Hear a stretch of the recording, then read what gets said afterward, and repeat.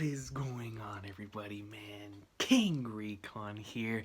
Now, I don't know about y'all, but I haven't been able to stop thinking about it, man. This chapter has been running through my mind non-stop. So much so, I've went out and watched so much content on what my friends and people who I've discovered for the first time have been saying on this platform about the latest chapter, man. I can't get enough of it.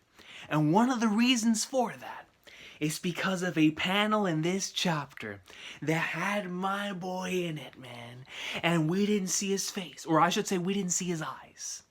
His hair was covering his eyes, and when your hair is covering your eyes in One Piece, that means you're about to go off, right?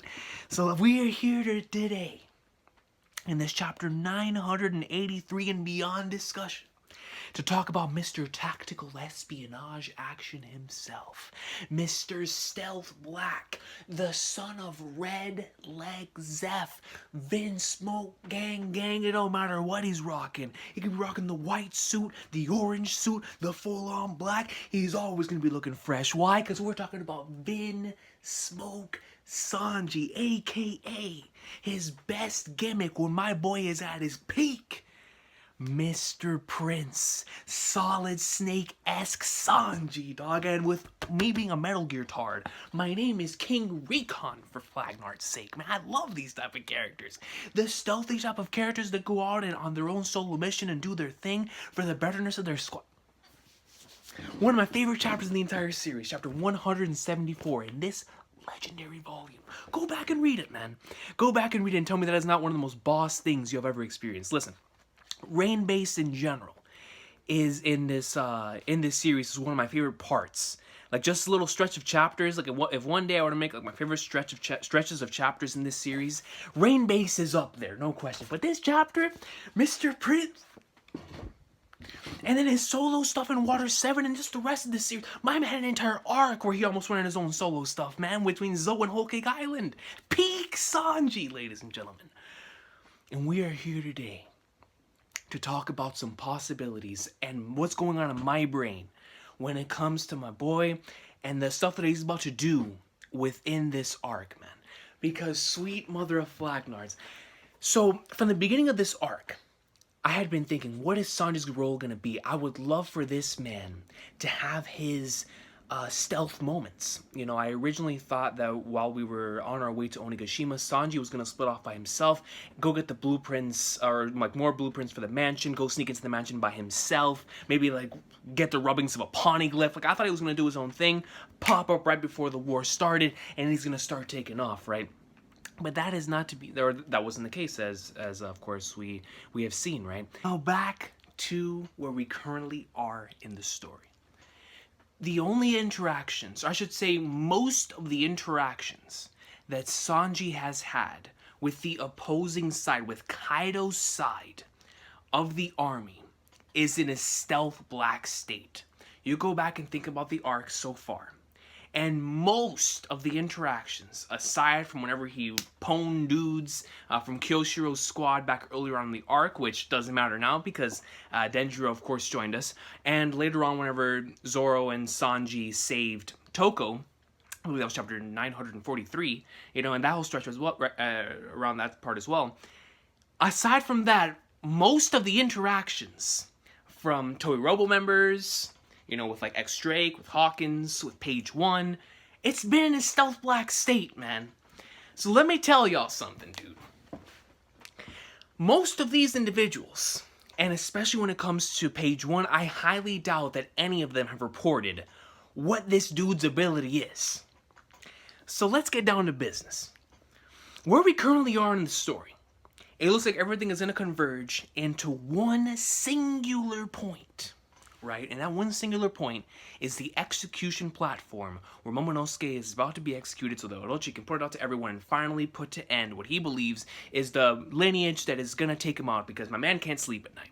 You know, dude, Orochi is out here, he'll be sleeping at nighttime and in his nightmares, he will hear, I am Odin and I was born to boil. He will hear that and he'll get shivers. I mean, my man will wake up like the boogeyman's outside of his worm. And I'm talking about the boogeyman that eats the worms on WWE, man. I mean, he'll be shook. mad shook. He hears the Undertaker gong. My man will be, at all times. Orochi is mad shook of the entire Kozuki bloodline, man. I mean, he believes the Scabbards and anyone related to Odin will be the ones to take him down, which, he's not wrong, because it's being factual. But still, that's the one thing that really, really drives him. So we know that he is going to carry this out.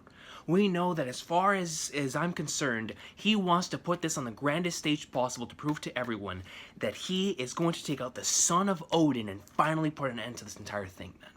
So he's going to keep this going, which means this execution will take place unless somebody stops it. Now, when Kaido gets there, and maybe Big Mom gets there, right? Because Big Mom said that she's about to head out somewhere. She's currently turning things into homies. She's gathering up the troops. I don't know if she's going to continue chasing after Nami, but Nami, Carrot, and them with Zeus and possibly Prometheus, they very well could converge in that singularity point, which is the execution platform. So Big Mom will probably end up making it there anyway. Usopp and Chopper, I'm going to assume, are going to make it over there as well. I don't know Robin and Jinbei are, but I'm going to assume they'll probably converge around that point as well. Or maybe they're going to be the ones to do an espionage mission in Kaido's mansion and get some blueprints. Maybe they're rubbing some poneglyph. Who knows? I'm going to assume that might be what the role is until they actually start fighting. But for right now, I'm going to say they converge in a singularity point as well. Same thing with Law, Kawamatsu, and the rest of them coming in from the backside, except they come in from the back, right? So we have all these characters, of course, Zoro, Killer, Kid, they're all around that area. Now, there's two characters within where everything's going on right now that could shift where this could possibly go from here on out, and that is the Luffy and Yamato plot and wherever Sanji's gonna go. So Luffy and Yamato, let's just say that he doesn't take them to a secluded location, because I thought that Yamato at first could take Luffy to a secluded location and tell him everything, like tell him why it is he's motivated by what he's doing, tell him about his pops, tell him about why he's been waiting for him for so long, and all that stuff.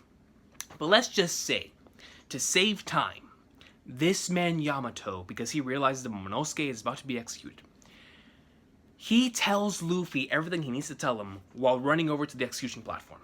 So he's running, he's doing his thing, and they make it to that singularity point as well. So everyone converges in that one point, which is the execution platform. And they realize with all of the guards that are going to be there, because there is going to be some hefty guards, especially if Kaido and Big Mom are there. The only way that they can possibly get Momonosuke out of there without anyone getting hit before the war starts is if one man shows up. Let's just say that Sanji enters his stealth black outfit to do what he was about to do back with the happiness punch, or my man's was in the shower room in the bathhouse, right? Let's just say he does that to go out and find his ladies, as he's saying. But in the midst of hearing that conversation with the ladies, he hears that Lord Momonosuke is about to be executed. Sanji, with his speed, rushes over in stealth black state over towards where they are. And knowing Sanji, his direction is going to take him there. So all you see in the background of certain panels, while Kaido's delivering a speech, possibly Big Mom's delivering a speech, all of them are delivering speeches, because you know that they're going to prolong this, right? In the background, all you hear is doom, doom, doom. You just see people, boom. But before they can even say anything, whack, whack, whack, whack. And then out of nowhere, you're like, yo, all these guys are down. Kaido and all of them look behind them, right? They're like, what in the flying cloud is going on? How are all these dudes getting taken out? And while all of them look behind them, they feel like this rush of wind go right past them. Momonosuke gets immediately taken out, and he starts floating in the air. They're like, yo, what in the flying flatters is going on? Momonosuke hits down to where Luffy and the rest of the squad is, and Sanji reveals himself in stealth black, holding Momonosuke. And now, in a singular converging point, is the monster trio with the rest of the Straw Hats. The entire alliance that they have here with their Scabbards, Law, everyone's there. And you get this massive double page spread right before the war starts, because they finally got Momonosuke back. And now they can go all out with absolutely no remorse. Can you just imagine how epic all that would be? That would be on some rain-based level hype, man. That would have my Santa hat on. I might put on 2 Santa hats with how hype that would be, man. But that's just one of the possibilities that can take place here because of Sanji and because of the way his character moves when he goes on and does these solo missions. I mean, seriously, he is the X factor here, bro. Because of what's currently going down, Zoro's taking on 500 gifters. Luffy's with Yamato, man, and the moment he shows up, you already know Big Mom wants his head. Kaido's probably gonna go after him right then and there too. He's like, all right, well, if he's here, he's gonna take out his mace. Let's go in Queen. You know, there are some big boys there, dog, ready to go up in like swimwear. So the best thing that they can do to get Momonosuke back right now, without speed blitzing and going up there, which would be hard enough to do because of individuals that have Observation Haki, the best way to get Momonosuke out of the situation is for Sanji to stealth black solo solid snake Mr. Prince his way up into like swimwear, man. Now, Oda's more than likely going to come up with a way better scenario than that. But if he stays within the ballpark of Sanji doing some sort of espionage action in order to better it in our favor, whether that be rescuing Momonosuke, whether it be taking out a whole bunch of Kaido's men in the back with no one having any idea when the Flying Fighters is going on, and then especially if Orochi starts being shook, like just imagine a scenario where they start talking about the ghosts of the Kozuki clan and dudes start getting wiped out, dog. I mean, dudes start getting pwned, and Orochi's like, the ghost of Odin, the ghost of Toki, yeah, he's gonna be magic. Like, what's going on? Everyone's getting wrecked. And it's not no ghost, man. It's Mid-Smoke Sanji. You know how epic of a moment that would be, dog? And it's stuff like that that makes this chapter so awesome to me, because I can think of stuff like that. And think of scenarios like this, man.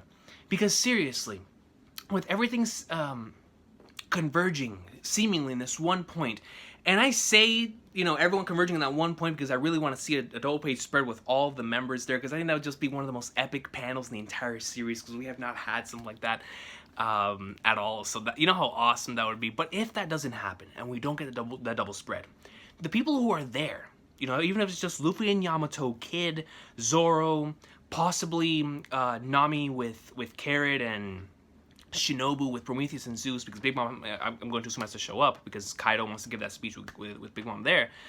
So let's just say that all of them converge in that one point, but we don't see individuals like Robin and Jinbei yet. We don't see Law until maybe after Sanji rescues Momonosuke, so then they really get double troubled. Where Sanji takes Momonosuke, they are on there, and then somebody actually hits them from behind, and you see that they get stuck right in the middle. So you have Kaido's men right here, and because of Sanji's actions, you have the Straw Hat Alliance right here, and then you have Law with Kawamatsu and the rest of the gang right behind them. So right in the middle are Kaido's men. So they have to split off in order to go up in like swimwear.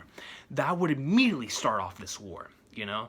So there's a lot of different possibilities and a lot of different scenarios, but I think the one who was going to kick it off in terms of screwing over the enemy and making them believe, like, yo, what is going on, is Sanji going off. Because as far as I'm concerned, if X-Drake is still looking for Yamato, he's probably not going to be there, and he knows. We don't know where Hawkins is. He has gotten into contact with Stealth Black Sanji, and Page 1 is still over there with Ulti on the bottom of the stairs, right? So if they're not there, no one is going to tell them what Stealth Black is.